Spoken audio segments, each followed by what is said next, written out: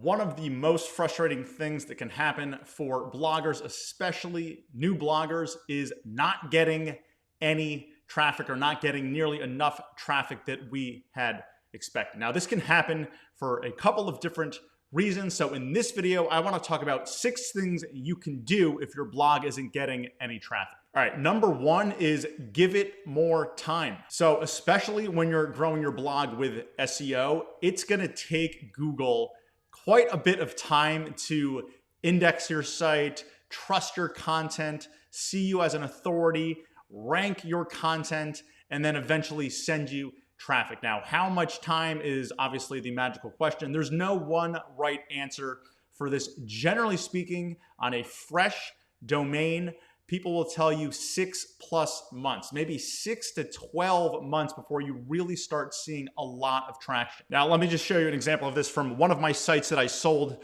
a little while ago. So you're looking at here is a 2-year period of time. First, when I registered my domain, and then second, when we were up to about 30,000 sessions per month on this site. So you can see the beginning period here, this was probably 9 months time when I was barely getting any traffic from Google. And it's at this point right here that most bloggers simply give up. They say it doesn't work, blogging doesn't work, SEO doesn't work. And the truth is you've got to keep pushing through, right? Because over time, if you're doing most of the things the right way, Google will start to trust your site. They will start to see you as an authority in your space, hopefully, and then your traffic hopefully will see a rise in users like you can see on this page here. But this is, again, the first 2 years of this site. This site only had 100 or so articles. It was a smaller niche site, but you can see the amount of time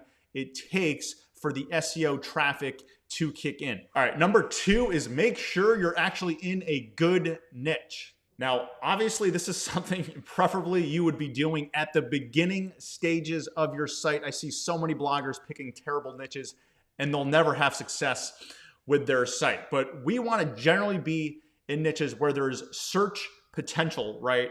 People are searching for these topics in Google, and the competition needs to be, let's say, medium to low. So search demand and low to medium competition, generally speaking, at a very high level, are good ingredients for a good niche. Because if you have chosen the wrong niche, let's say it's too competitive, you chose something in the health space where there's dozens of amazing websites out there, it's an EAT niche, you'll have no chance of ranking. I don't care how much time you give it or how much content you publish. If you've chosen the wrong niche, you're just not going to rank and you're not going to get any traffic. So, it might seem scary to stop and actually take scope of, have you chosen a niche where there's search demand out there, other websites are getting traffic, and it's not too competitive. Generally, at a high level, we want to see those 2 things. So definitely confirm that you've chosen a good niche. All right, number 3 is make sure you're doing proper keyword research.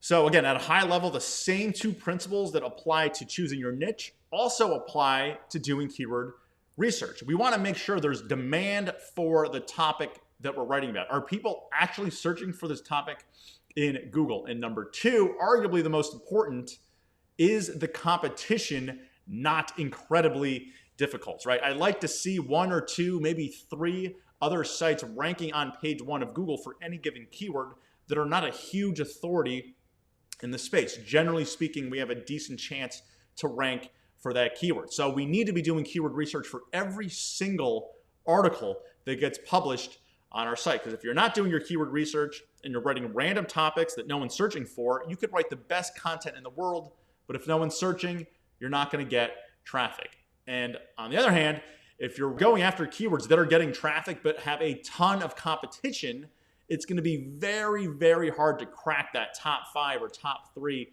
on page 1 of Google just because of the competition. So keyword research is critical to getting traffic to your blog. All right, number 4 is focusing on high quality content. All right, you're probably sick of hearing this by now, and frankly, so am I. That's basically the only advice Google gives you is focus on publishing high quality content.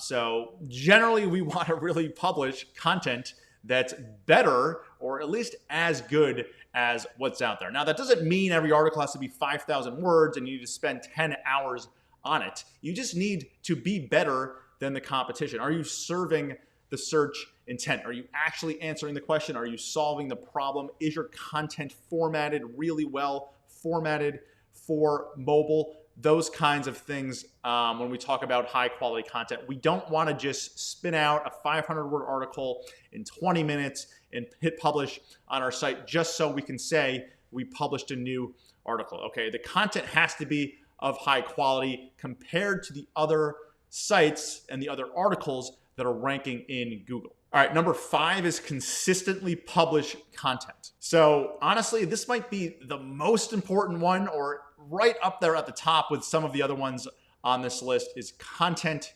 velocity. The more high quality content you publish over time, to me, with the niche site monetization strategies that we take, is very, very important. Again, a site with only 40 articles on it, compare that, all other things being equal, to a site with 400 articles on it, right? It's intuitive when we think about it, but a lot of people don't think about this. The site with 400 articles is likely going to do much better, right? Each article is a ranking opportunity in Google. Each article is a chance for us to get new traffic. Each new article is a chance for us to make money with ads and affiliate marketing. So think about how much content you're able to publish every week, every month. There's no number to shoot for, but if your competitor has 10 times as much content as you do, they're going to be getting likely much more traffic than you are. So yes, quality is important, but the velocity at which you publish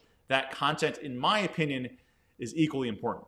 Number 6 is build backlinks strategically. So on Twitter recently, there's been a lot of, stuff going around about, are backlinks important? They're not important, so on and so forth. Backlinks are the first, second, maybe third most important ranking factor in Google. Backlinks matter without a doubt. Google or Google employees have gone on the record saying this before, and it makes sense intuitively, right? Because if you think about it, anyone can do good keyword research, or anyone can write good content, and anyone can publish a lot of good content, right? Because all of those things are in our control. We have full control over those things. Getting backlinks from other sites, and I'm talking about real backlinks, not spammy backlinks. Getting real backlinks from other sites are mostly out of our control. Okay, so when another site is voluntarily linking to our content because it's good content, that's a huge signal to Google that our site is probably pretty good, right? Because other people are voluntarily linking to it. So backlinks matter. The thing about backlinks is it's so time consuming. The success rate when you're doing outreach is really low. So I like to focus on things like help a reporter out, strategic guest posting. If you have the budget, you can pay services to do help a reporter out for you. I do think those are the best types of links right now. It's not going to be cheap, but if you could build a couple dozen backlinks like that, I think it can significantly help your authority and significantly help your traffic. All right, guys, I'm curious to hear your thoughts. Let me know in the comments below. What is your best advice for bloggers out there who aren't getting a lot of traffic?